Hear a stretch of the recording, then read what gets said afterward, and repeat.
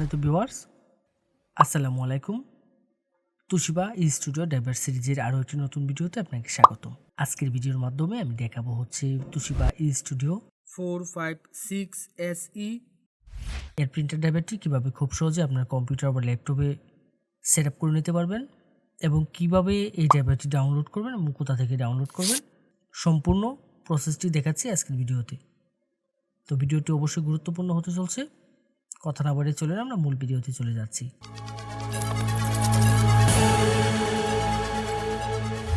প্রথমে আমরা যে কাজটি করব, আমরা এই ড্রাইভারটি ডাউনলোড করে নেব। ডাউনলোড করার জন্য আমি চলে যাব যে কোনো একটি ব্রাউজারের সার্চ বারে গিয়ে সার্চ করব হচ্ছে softwareshopbd.com। অবশ্য আমি ভিডিও ডেসক্রিপশনে ওয়েবসাইটের লিঙ্কটি দিয়ে দেব। softwareshopbd.com লিখে সার্চ করলে ঠিক এরকম একটা ইন্টারফেস আসবে এবং এখান থেকে আমি যে কাজটি করব, আমার কাঙ্ক্ষিত মডেলের যে ড্রাইভারটি রয়েছে সেটি আমি এখান থেকে ডাউনলোড করব। দেন এই সার্চ বারে চলে যাব, এখানে গিয়ে জাস্ট আমাদের যে কাঙ্ক্ষিত মডেলটি সেই মডেলটি এখানে সার্চ করব। দেন সার্চে ক্লিক করব। ক্লিক করলে আমার এই অ্যাভেলেবেল মডেলের প্রিন্টার ড্রাইভারটি চলে আসবে আমার সামনে। এখান থেকে আমি যে কাজটি করব, জাস্ট এই লিঙ্কের উপর ক্লিক করব। ক্লিক করলে এখানে বিস্তারিত সকল ইনফরমেশনগুলো দেখার একটি অপশন পেয়ে যাব। এখান থেকে সব কিছু আমরা একটু পড়ে দেখে নেব। আশা করব আপনারা সম্পূর্ণ বিষয়টি একটু ধৈর্য সহকারে পড়বেন এখানে নির্দেশিকাগুলো।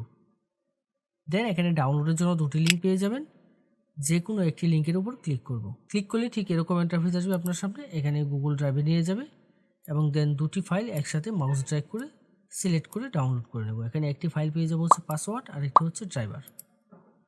তো এখান থেকে ফাইলটা জাস্ট মাউসের রাইট বাটন ক্লিক করে ডাউনলোড করে নেব। দেন ডাউনলোড এনিওয়েতে ক্লিক করব। ক্লিক করে কিছুক্ষণ অপেক্ষা করতে হবে। কিছুক্ষণের মধ্যে ডাউনলোডটি শুরু হয়ে যাবে।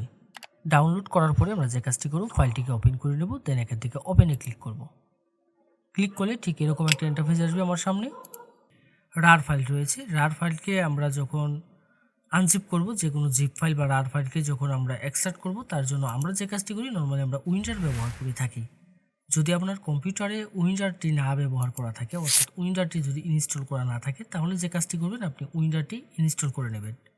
এর জন্য ভিডিও ডেসক্রিপশন এবং আই বাটনে উইন্ডারের লিঙ্ক দিয়ে দেবো। আপনারা ওইখান থেকে গিয়ে জাস্ট উইন্ডারটি ইনস্টল করে নেবেন।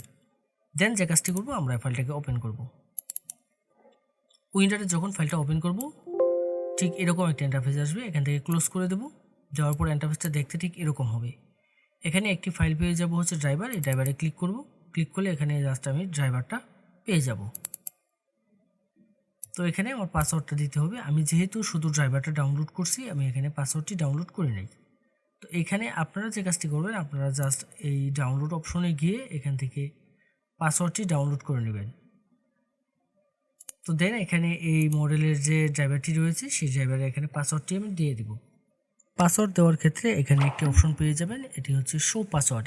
এখানে যদি টিক মার্ক দেওয়া থাকে, তাহলে আমি এখানে কিবোর্ড থেকে যে পাসওয়ার্ডগুলো টাইপ করব সেগুলো এখানে শো করবে। আর যদি আমি এখান থেকে টিক মার্কটি যদি উঠিয়ে দিই, তাহলে এখানে কোনো পাসওয়ার্ড শো করবে না।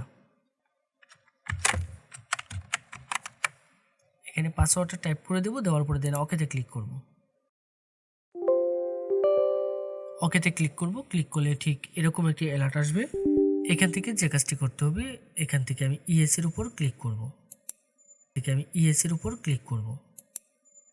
দেন সফটওয়্যারটা এক্সট্রাক্ট হওয়া শুরু করবে এবং এক্সট্রাক্ট হওয়ার জন্য কিছুক্ষণ সময় নেবে। কিছুক্ষণ আমি অপেক্ষা করব। দেন এরকম একটা ইন্টারফেস আসবে। এখানে আমি যে কাজটি করব, আমি আমার প্রিন্টারটি সরাসরি কম্পিউটারের সাথে কানেকশন করে নেব। অবশ্যই ইউএসবিতে প্রিন্টারটি কানেকশন করে নেব এবং ইউএসবি কানেকশন করার ক্ষেত্রে আমি যে বিষয়টি লক্ষ্য রাখবো, সেটি হচ্ছে আমার পিসি বা ল্যাপটপের যে ইউএসবি পোর্টগুলো বেশি শক্তিশালী, সেই পোর্টগুলোর সাথে কানেক্ট করব। দেন ওকেতে ক্লিক করব।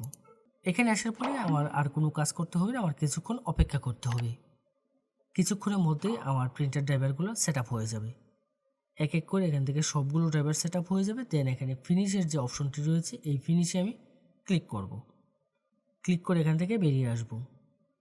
এখন আমি যে কাজটি করব, আমি এখান থেকে বেরিয়ে এসে আমি জাস্ট চেক করে দেখব আমার প্রিন্টার ড্রাইভারটি সেট আপ হয়েছে কিনা। অবশ্য চেক করার ক্ষেত্রে আমাদের যে কাজটি করতে হবে, আমার কম্পিউটারটি রিস্টার্ট দিয়ে নিতে হবে। কম্পিউটারটি রিস্টার্ট করে নেব, তাহলে দেখবেন প্রিন্টার এবং স্ক্যানার দুটি ড্রাইভারই পেয়ে যাবেন। ফটোশপ 7.0 দিয়ে আমরা স্ক্যান করব। ফটোশপ 7.0 যদি আপনার কম্পিউটার বা ল্যাপটপে সেট আপ করা না থাকে, সেক্ষেত্রে যে কাজটি করবেন, আমাদের ওয়েবসাইটে চলে যাবেন। ওয়েবসাইটে গিয়ে জাস্ট সার্চ বারে সার্চ করবেন হচ্ছে 7.0 লিখে সার্চ করলে আমাদের ফটোশপ 7.0 পেয়ে যাবেন। যে কোনো মডেলের প্রিন্টার ড্রাইভার এবং আপনার প্রয়োজনীয় সকল সফটওয়্যার পাবেন আমাদের ওয়েবসাইটে। যদি আমাদের ওয়েবসাইটে কোনো সফটওয়্যার বা ড্রাইভার আপনি খুঁজে না পান, তাহলে অবশ্যই আমাদের হোয়াটসঅ্যাপে যোগাযোগ করবেন। আমাদের প্রত্যেকটা পোস্টের মধ্যে আমাদের হোয়াটসঅ্যাপ নম্বর দেওয়া থাকবে। এই ছিল আজকের মতো। এরকম গুরুত্বপূর্ণ টেক টিউটোরিয়ালের জন্য অবশ্যই আমাদের চ্যানেলটি সাবস্ক্রাইব করে রাখতে ভুলবেন না। দেখা হবে নতুন কোনো ভিডিওতে।